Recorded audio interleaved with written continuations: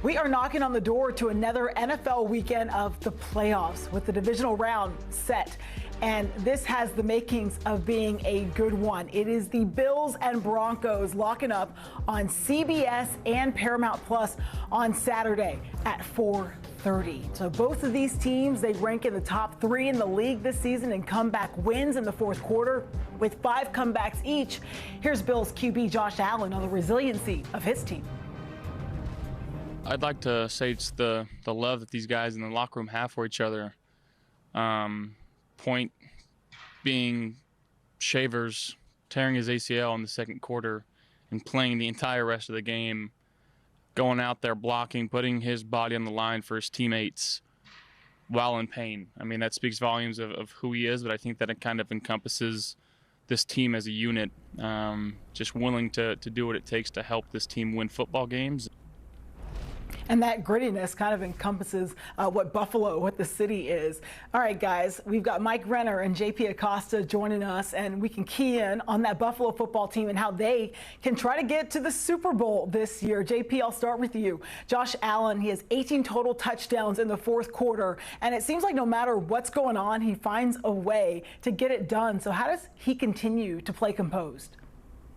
I think the biggest thing that allowing him to play composed is just understanding pre and post snap what he's going to do, what the defense is showing him. I think that's the biggest area of growth Josh Allen has had over the last few years. He has become a master in pre and post snap recognition, and he always going to get the Bills offense into the best play. That's what really stood out against the Jaguars is Jacksonville will try and throw a lot of weird rotations at him. They try and throw a lot of different ways to spin the cover 2 just to try and throw Josh Allen off. But on that big play to Brandon Cooks, he knew what he was getting, and he was able to throw an amazing ball with Devin Lloyd in his face. So it's going to take those kinds of plays where Josh Allen isn't panicking and trying to do too much for this Bills team. As long as he remains composed, I do think this Bills team is going to win a Super Bowl. And I'll say this about Josh Allen. He's so far and away the most experienced guy in the AFC right now. You have 2 second-year quarterbacks in Bo Nix and Drake May. You have a third-year quarterback in C.J. Stroud. And then you have Josh Allen, who's basically played, at this point, a full season's worth of games in the postseason in his career. He has 14 postseason starts. This will be number 15 this weekend. So he has the experience. The moment isn't too big for him at this point, and he doesn't have to go against the Joe Burrows, the Lamar Jacksons, the Patrick Mahomes. He is the top dog in the AFC. Yeah, it looks a lot different when you talk about the experience with no Patrick Mahomes in the mix this year. All right, on to the run game, because the Bills have the #1 run game this season, but they're about to collide with the #2 run defense in the Broncos after having just faced the #1 run defense in the Jags last week, and they put up season lows on the ground. So how can they get going this week, JP?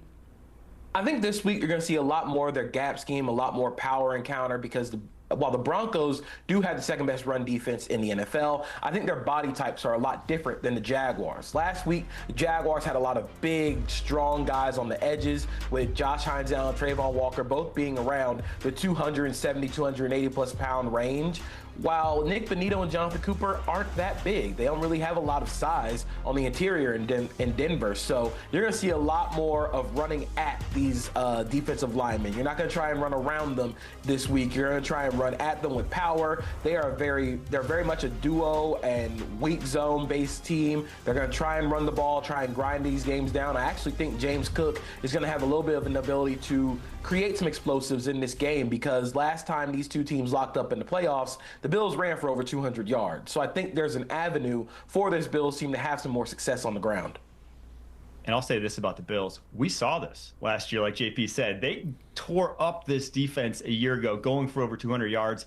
And it's not just James Cook, right? I think that's the biggest thing, is it's this offensive line that is incredibly physical in front of them. And then it's the fact that Josh Allen can be an add-on to that running game in the playoffs. Obviously, you're not going to run him or want to run him a ton during the regular season, but when all the chips are down and this is it, the last game of the season could be this game, you're going to give everything you got in the playbook and subject Josh Allen to probably a few more hits. So he'll be a factor in the running game as well. Yeah, he's always so dangerous there on the ground for that team.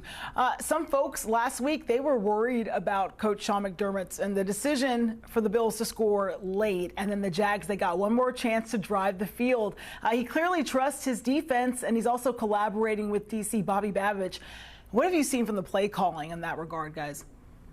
This has been a really, really impressive last few games for Sean McDermott as a defensive play caller. I thought his game against the Jaguars was one of his most impressive of the season when it came to knowing what the Bills do really well. They play a lot of too high coverages. They're not going to try and be super aggressive with their blitzes or super aggressive with man coverage. They know what they do well. They know what their limits are. But I think Sean McDermott and Bobby Babich have also added some different pitches to their arsenal. They've added a few more golf clubs to their bag when it comes to playing these two high structures. They're going to send a lot of blitzes with Christian Benford, their cornerback. They're going to roll a lot of coverages. They're going to throw some really non-traditional looks out there. So I think as long as this Bills team and as long as Sean McDermott is continuing to push those buttons and continue to disguise coverage to force quarterbacks to play the game at their pace, I think they can go really far.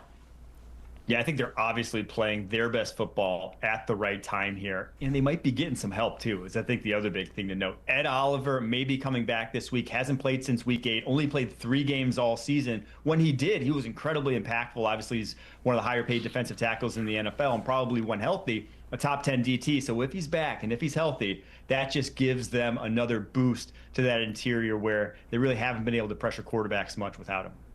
All right, let's take a look at the offense then with tight end Dalton Kincaid. He was clutch grabbing a late touchdown pass last week. Why has he been a guy that Josh Allen can rely on, JP?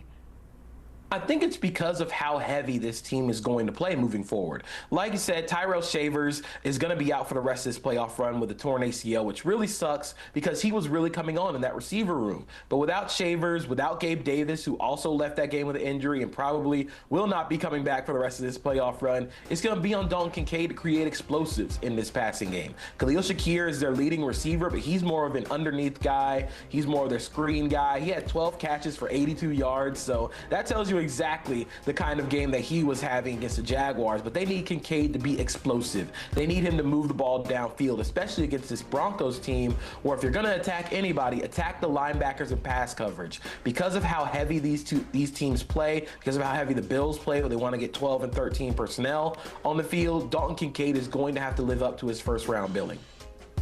Yeah, and he's one of the guys that can actually win versus man coverage that you're going to see a lot of from the Denver Broncos. And when he's been healthy this season, he's actually been extremely productive. I know his numbers don't look great, but he's first in the NFL amongst tight ends in yards per route run. So he's been the most efficient tight end.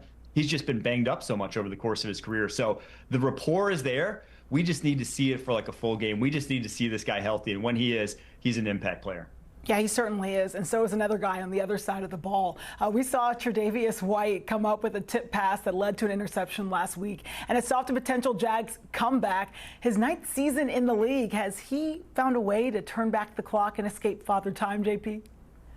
I think this has been the year of the Unk. I say it all the time. It has been the unction year in the NFL. Tre'Davious White is putting in his hat in the ring for Unk of the year, and I think he played really well against Jacksonville. It was really impressive seeing him run with Brian Thomas Jr., the Jaguars' fastest receiver. They really didn't have a lot of explosives, but I think this defense really fits him because of how much he's played in the league at this point. He's been able to recognize a lot of route concepts. He's able to play in cover 2 because he knows every route concept in the book at this point. It's like playing an older quarterback who is seeing every coverage that the NFL has ever tried to throw at him, but this time you're at the corner spot where you can see every coverage or every concept you're going to get thrown at. So I think Tre'Davious White having a very good performance against a team with Courtland Sutton opposite of him, where I think the Broncos are going to throw the ball to Courtland Sutton a lot in those high leverage situations. I think Tre'Davious White turning back the clock is going to be huge, especially without Maxwell Harrison, their first round pick this year.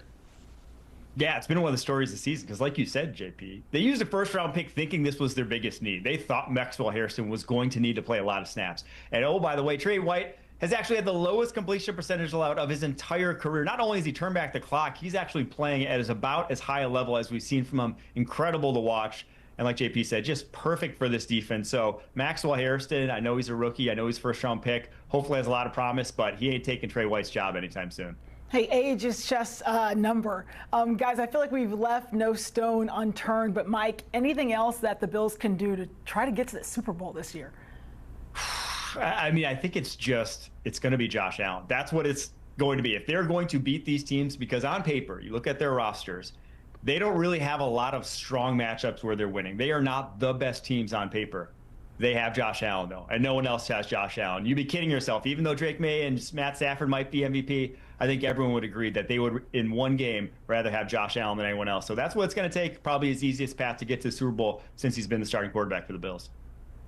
And Josh Allen maximizes the Bills' margin for error. He widens that because of his ability to get everybody in the right spot when it comes to throwing the football. And he's also an automatic first down or touchdown in short yardage areas with the tush push, with the QB run game. So I think once we get into those moments in high leverage situations, expecting to lean on Josh Allen's legs, especially as we play better defenses like the Broncos, the Texans, and the Patriots if they want to get to the Super Bowl. I didn't know my mom was a diehard Bills fan, but she was cheering on Josh Allen from the couch. I've got to post it because she calls him Superman. So if anyone can get it done, he surely can. We're going to have you guys just sit tight for a little bit. We'll catch up with you on the other side. And hey, look at this cast of characters here for NFL Today. You got Kyle Long and Kirk Cousins joining the gang on CBS Sports postseason coverage alongside JB, Coach, and Nate. That's Saturday, January 17th at 3:30 p.m.